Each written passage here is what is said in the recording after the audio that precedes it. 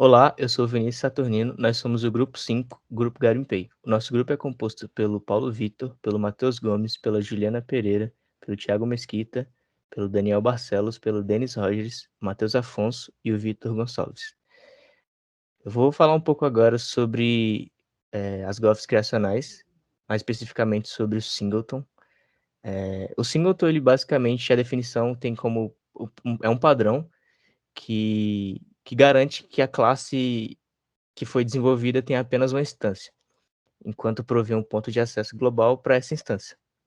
E a aplicação dela na nossa aplicação, como exemplo, a gente colocou essa classe de service do usuário. O uso do singleton ele se dá por forma desse decorator, que é o injectable, que por definição no Nest, a gente pode passar dentro do injectable alguns parâmetros. Um deles é o objeto com aqui scope, que uma das scopes é a default, que ela fala que uma instância ela pode ser única. Então, se você não passar nada, ele pega a default, mas você também pode passar um scope default. As outras são a request e a transient.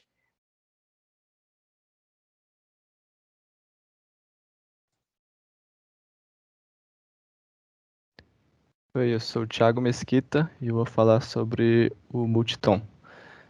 O Multiton ele é um padrão de projeto criacional e ele é uma extensão do Singleton. Ele permite instanciar um número limitado de objetos de uma classe de forma controlada e gerenciada por um map. A aplicação, dentro do nosso projeto, a gente tem um exemplo aí da utilização dele em um componente do front-end, onde está sendo instanciada um componente com informações próprias de uma instanciação dele.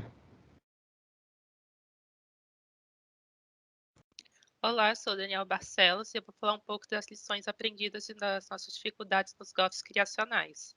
Bom, a principal lição aprendida para o grupo foi que a criação de objetos utilizando os GOFs criacionais ela pode se tornar muito mais flexível e possibilita a reutilização do código já existente.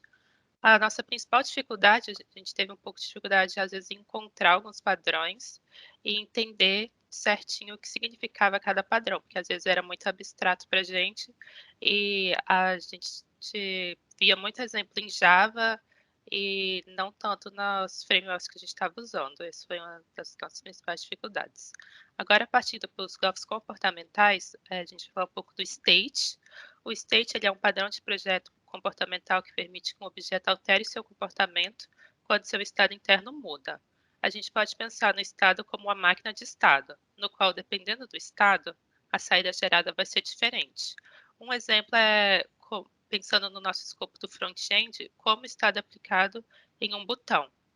Pode ter um estado mostrando que aquele botão possui a mensagem enviar ou se ele deve mostrar enviando. O que decide qual mensagem deve ser mostrada seria o estado.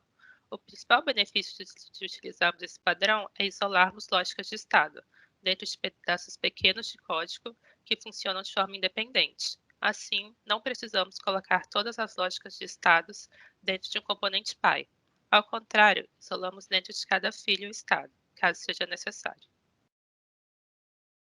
Oi, eu sou o Matheus Gomes e agora falando de como a gente aplicou esse GOF, utilizando a tecnologia do React no nosso front-end, ele possui uma função, um hook, que ele se chama justamente useState, que ele cria variáveis e também uma função para mudar essa variável, que ela altera, que dá para atualizar o estado dessa variável.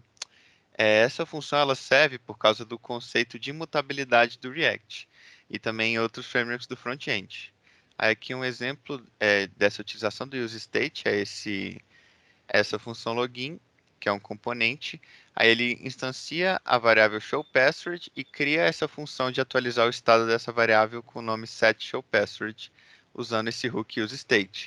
Aí quando o usuário ele escreve a senha, a gente consegue atualizar essa variável.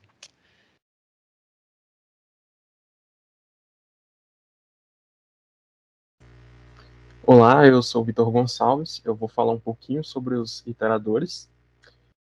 De forma bem direta, os iteradores eles são uma maneira abstrata de se percorrer uma estrutura de dados de forma eficiente, sem que o programador ele tenha que conhecer a implementação dessa estrutura de dados. E dessa forma, isso permite com que códigos mais limpos e robustos sejam criados.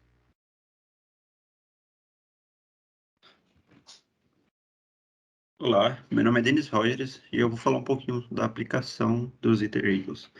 Bom, nesse caso, o JavaScript tem iterators presentes de forma padrão na própria linguagem.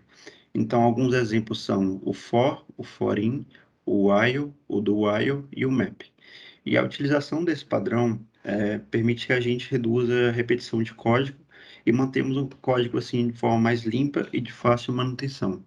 Então, aqui a gente tem um exemplo que a gente usou no nosso front-end, onde através desse iterator map, a gente consegue realizar uma travessia por todos os elementos presentes dentro do array, que é o response data, e para cada objeto a gente consegue formatar alguns campos para facilitar a sua utilização posteriormente, ou então a gente adicionar novos campos a cada objeto passando algumas informações dele ou não.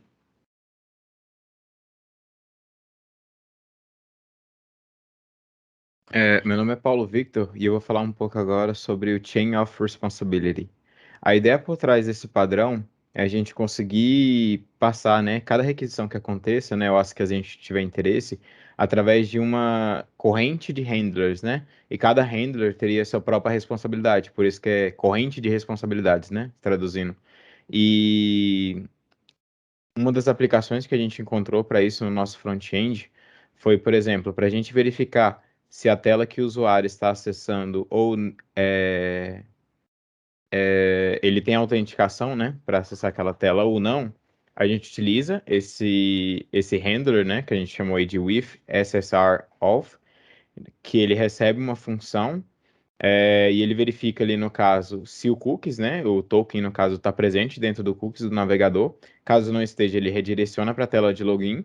E se caso estiver, o retorno dessa função é a execução daquela função lá em cima. Pegando um pouquinho até de um paradigma funcional, né, recebendo a função como parâmetro e retornando a execução dessa função. E esse é um caso de aplicação, a gente poderia ter vários outros, por exemplo, isso é muito também utilizado no back-end através de middlewares, para verificar, por exemplo, se na requisição veio alguma informação no header que era necessária, e várias outras aplicações, também no front-end. E falando um pouco agora sobre as lições aprendidas e dificuldades em relação a os golpes comportamentais, a gente achou assim muito interessante, primeiramente, identificar esses padrões no front-end. É muito fácil, né? A gente, acostumado com orientação a objeto, identificar isso em APIs, em backends, né? Porque normalmente costumo utilizar muita orientação a objeto. Já no front, principalmente com React, é muito comum a gente utilizar só componentes funcionais, né? Trazer mais para a ideia de função. E conseguir identificar esses padrões que utilizamos no dia a dia e muitas vezes passa despercebido, né? Eu acho que foi algo assim, muito interessante desse módulo agora na disciplina e poder crescer, né? O nosso conhecimento em cima de padrões e identificar que a gente segue algumas boas práticas também.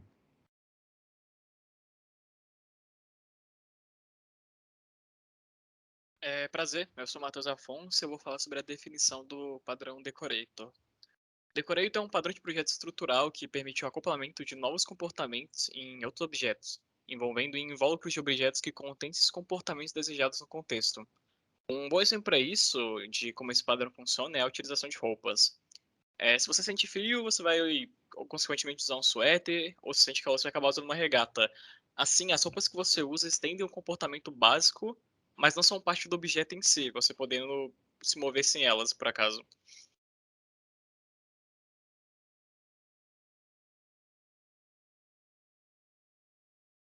Olá, eu sou o Vitor Gonçalves e eu vou falar um pouquinho agora sobre como o Decorator ele foi aplicado no nosso projeto.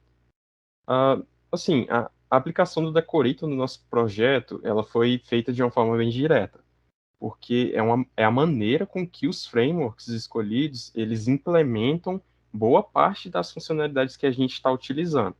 Por exemplo, no Nest.js, que é um framework empregado no nosso projeto, Para declarar uma controller, é necessário inserir um decorator chamado controller na classe criada para lidar com as responsabilidades de uma controller. De fato, os decorators eles estão sendo utilizados para definir o que cada classe, função ou atributo significa para o framework. Ou seja, definimos as responsabilidades de cada elemento em código utilizando os decorators. Olá, eu sou Juliana Pereira. Então, o padrão Composite é um padrão de projeto estrutural que possibilita o usuário agrupar componentes para formar componentes maiores, que por sua vez podem ser agrupados para formar componentes ainda maiores. O Eric Gama et al. No livro Design Patterns define Composite como composição de objetos em estruturas de árvore para representar hierarquias, parte todo. Composite permite que os clientes tratem os objetos individuais e composições de objetos de maneira uniforme. Só que essa abordagem tem um problema, que o código que usa essas classes deve tratar os objetos primitivos e objetos de container de maneira diferente, mesmo que na maioria das vezes o usuário os trate da mesma forma. E ter que diferenciar entre esses objetos dificulta a aplicação. O padrão Composite descreve como usar a composição recursiva para que o cliente não precise fazer essa distinção. E para a resolução desse problema, o Eric Gama et al. Propõe que a chave para o padrão Composite é uma classe abstrata, que representa tanto as primitivas quanto seus containers.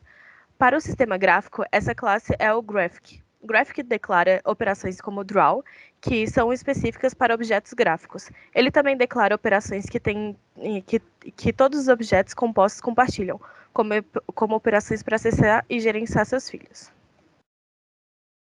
Oi, sou Matheus Gomes de novo. Falando de como a gente usou esse GOF, o React, ele, na hora de montar as telas, ele por padrão já possui componentes menores para formar componentes maiores na hora de construir a interface.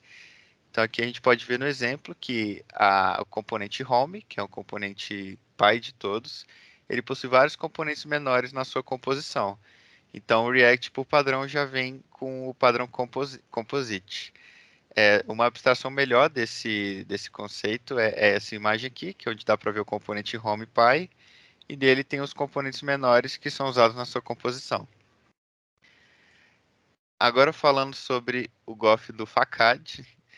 O Facade é um padrão de projeto estrutural que ele fornece uma interface simplificada para uma biblioteca, um framework ou qualquer conjunto complexo de classe. Ou seja, ele pode, em vez de ele fornecer uma interface que fica maior, fica escalável, ele pega um conjunto de coisas que para o cliente ele não vai mudar muitas vezes. Então ele pega um conjunto mais complexo e oferece uma interface simples para o cliente utilizar. Ele pode pegar tanto várias regras de negócio ou um conjunto de funções de uma biblioteca e resumir isso no uso mais simples para o cliente. Olá, eu sou a Juliana Pereira e um exemplo muito claro da aplicação do padrão fachada na nossa aplicação se dá por meio do React Hooks. O React é a tecnologia que foi utilizada na nossa aplicação do front-end e ele fornece alguns hooks internos, como os state, que foi explicado anteriormente pelo Daniel e pelo Matheus Gomes. E, além disso, você também pode criar os seus próprios hooks para reutilizar o comportamento de state entre componentes diferentes. Um exemplo de utilização de hooks pode ser visto nessa imagem. E nela estão sendo utilizados dois hooks diferentes. Mas como o useState já foi explicado anteriormente, eu vou focar no useRouter. Então, é possível identificar a variável router que instancia o hook useRouter do Next, que nada mais é que uma interface que simplifica a navegação da aplicação. Um exemplo de uso dessa interface é com o método routerPush, que permite a navegação entre as telas.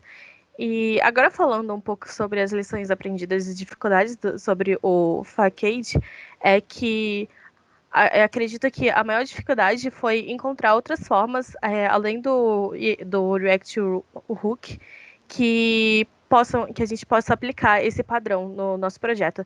No mais, esse padrão possui uma vasta bibliografia com vídeos e exemplos até.